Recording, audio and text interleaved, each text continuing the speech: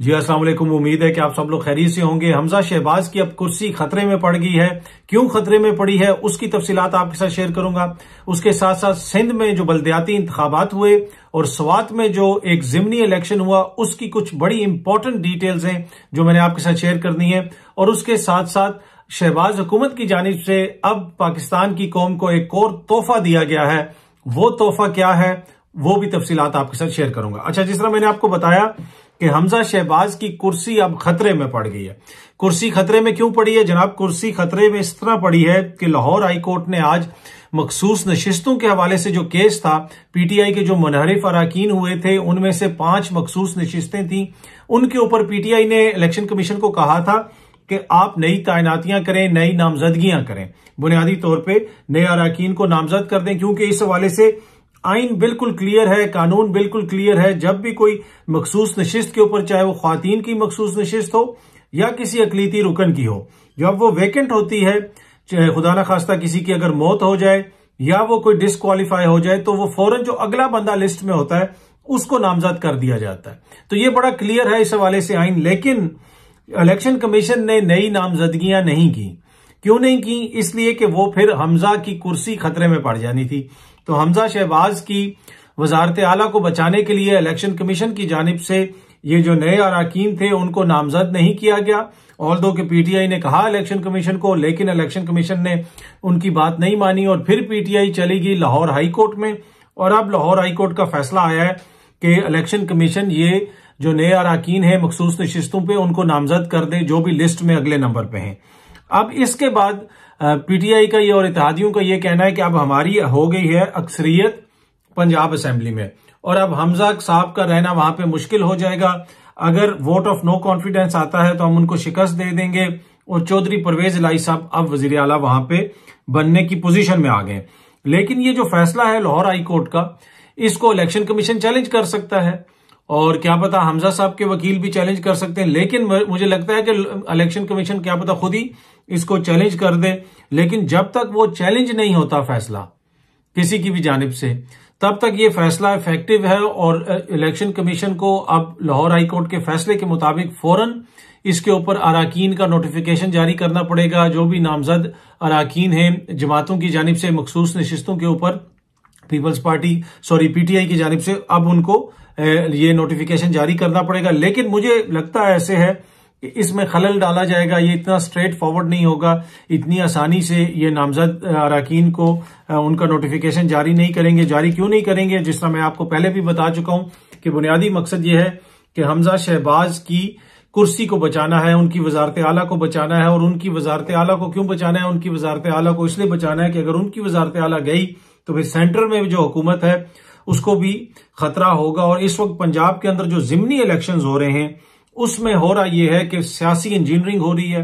ताकतवर जो लोग हैं, ताकतवर जो हल्के हैं, वो हर हालत में ये कोशिश कर रहे हैं कि मेजॉरिटी सीटें जो हैं वो जीते नून लीग, ताकि हमजा की हुकूमत को कायम रखा जा सके। और ये जो नामजदगी नहीं हुई थी, इलेक्शन कमीशन की जानिब से नोटिफिकेशन नहीं जारी किया गया था नया अराकीन का पीटीआई के मखसूस नशिस्तों के ऊपर, उसकी भी बुनियादी वजह यही थी कि 18 जुलाई तक चीजों को खींचा जाए, इलेक्शन हो जाए, जिमनी इंतखाबात पंजाब के अंदर नून लीग जीत जाए, ताकि उनकी जो अक्सरियत है वो कायम रहे हमजा साहब की पार्लियामेंट के अंदर, पंजाब की पार्लियामेंट के अंदर। लेकिन अब वो मुश्किल लगता है, अब तो उनकी अक्सरियत कायम नहीं रह पाएगी अगर ये सूरत हाल होती है, इस फैसले के ऊपर अमल दरामद होता है।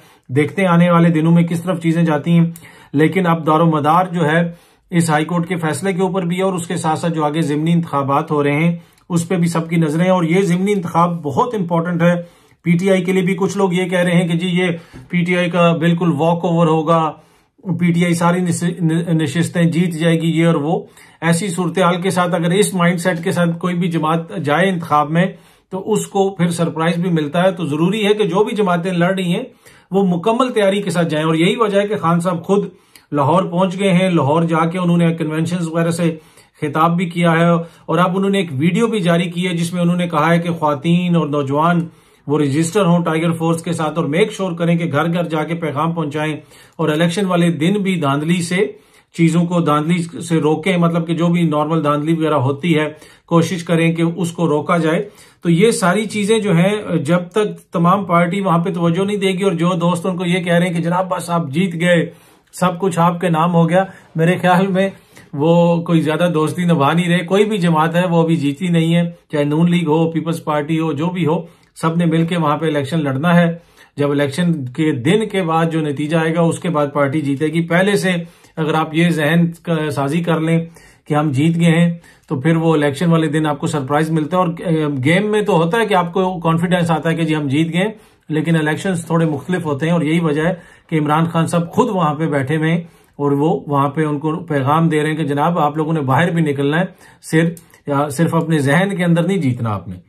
अच्छा, दूसरी चीज जो है जो मैं आपके साथ शेयर करना चाहता हूं, मैंने आपको कहा कि शहबाज हुकूमत ने एक और तोहफा दिया है। जरदारी और शहबाज, असफंजार वली साहब और मौलाना साहब की हुकूमत ने पाकिस्तान की कौम को एक और तोहफा दिया है जनाब, और बिजली महंगी कर दी है। हाँ जी, बिजली की कीमत में इजाफा कर दिया है, 7.90 फी यूनिट अब बिजली महंगी हो गई है।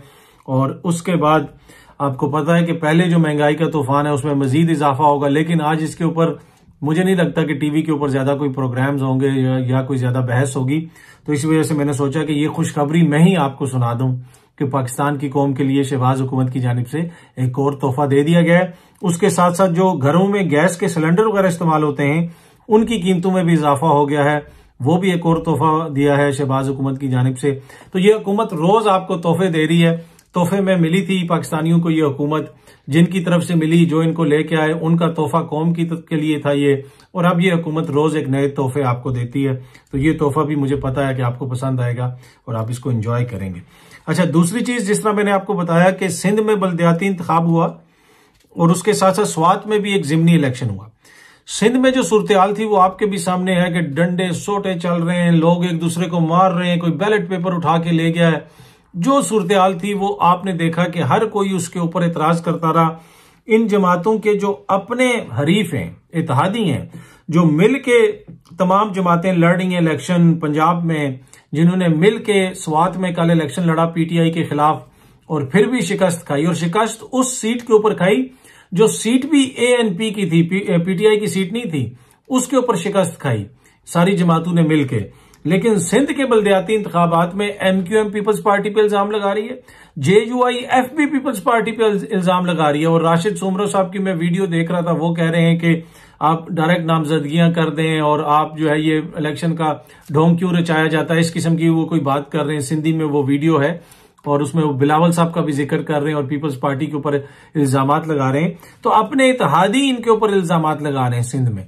अब उसकी वजह क्या है? उसकी वजह यह है कि ये सारे इल्जामात तो लगाते हैं एक दूसरे के ऊपर, लेकिन ये कभी भी सिस्टम में चेंज नहीं करेंगे। ईवीएम के ये सब खिलाफ हैं, ठीक है, जो इलेक्शन रिफॉर्म्स हुई हैं उसके ये खिलाफ हैं। क्यों खिलाफ हैं? इसलिए कि फिर इस तरह की हरकतें नहीं हो सकती। फिर बैलेट पेपर का बैलेट बॉक्स उठा के कोई नहीं लेके जा सकता। आपने देखा ना, सिंध में मुख्तलिफ जगहों पे बैलेट बॉक्स वो उठा के ले गए, कहीं पे पानी में फेंक दिया है, कहीं पे पर्चियां फाड़ दी हैं। ईवीएम में ये नहीं हो सकता, ठीक है। ईवीएम में तो जो वोट पड़ गया वो चला गया अंदर सिस्टम के अंदर। पर ये सब एक दूसरे के ऊपर इल्जामात लगाते हैं, लेकिन इनको पता है कि हमारी सियासत कायम ही इसी वजह से है कि इस तरह का निजाम रहे। अगर इस तरह का निजाम चला गया, ईवीएम आ गई, तो हमारी सियासत खत्म हो जाएगी और ना ही फिर जाली वोट पड़ सकेंगे। हो सकता है ईवीएम में भी कोई मसाइल हो, उसके ऊपर आप थोड़ा सा काम करके उसको बेहतरी उसमें ला सकते हैं, लेकिन इसमें कोई शक नहीं कि मौजूदा निजाम से ईवीएम बहुत बेहतर है। और पाकिस्तान में जिस किस्म की धांधली होती है उसके लिए जरूरी है कि ईवीएम का इस्तेमाल किया जाए। अच्छा, अब केपीके में इस तरह की सूरत हाल नहीं हुई। वहां पे उनकी हुकूमत भी है पीटीआई की, लेकिन उसके बावजूद इलेक्शन हो गया, साफ सुथरा इलेक्शन हुआ। लेकिन वहां पे भी अगर ईवीएम हो तो बेहतर है, पूरे मुल्क में हो तो इनको सूट करता है इस तरह का सिस्टम। इस वजह से ये ईवीएम की मुखालफत करते हैं। इनकी ख्वाहिश है कि ईवीएम जो है वो ना आए या ईवीएम जो है उसके ऊपर वोटिंग ना हो, तो ये उसकी मुखालफत करते रहेंगे। ये 2-3 बड़ी इंपॉर्टेंट खबरें थी जनाब। एक तो स्वात में सारी जमातें मिल के हार गई हैं पीटीआई से। क्यों पीटीआई से हारी हैं? इसलिए हारी हैं कि वहां पे साफ और शफाफ इलेक्शन हुआ है। पर यह साफ और शफाफ इलेक्शन पंजाब में नहीं होना। पंजाब में जो इलेक्शन होना है वो उसी तरह होना है जिस तरह सिंध में इलेक्शन हुए हैं, इंतजामिया की मदद से, दीगर कुव्वतों की मदद से, सियासी इंजीनियरिंग की मदद से पीटीआई को हराने की मुकम्मल तैयारी हो रही है। तो इस वजह से आपको नजर रखनी पड़ेगी इन इंतखाबात के ऊपर। ऑन द डे देखते हैं क्या होता है इंतखाबात के ऊपर, इंतखाबात में कौन किसको वोट देता है, कितने वोट किसको पड़ते हैं। लेकिन मेरा जाती जो तज्जिया है, जाती जो मेरी राय है वो ये है कि अगर 65% से 60% से ज्यादा टर्न आउट हुआ तो फिर धांधली भी काम नहीं आएगी, फिर पीटीआई आसानी से नशिस्तें जीत जाएगी काफी हलकों में। लेकिन वहां पे तैयारी इसके अदरवाइज है। अब देखते हैं ऑन द डे क्या होता है। उम्मीद है कि ये वीडियो आप लोगों को पसंद आई होगी। बहुत जल्दी आप सब दोस्तों से दोबारा मुलाकात होगी। अपना ख्याल रखिएगा। बहुत बहुत शुक्रिया।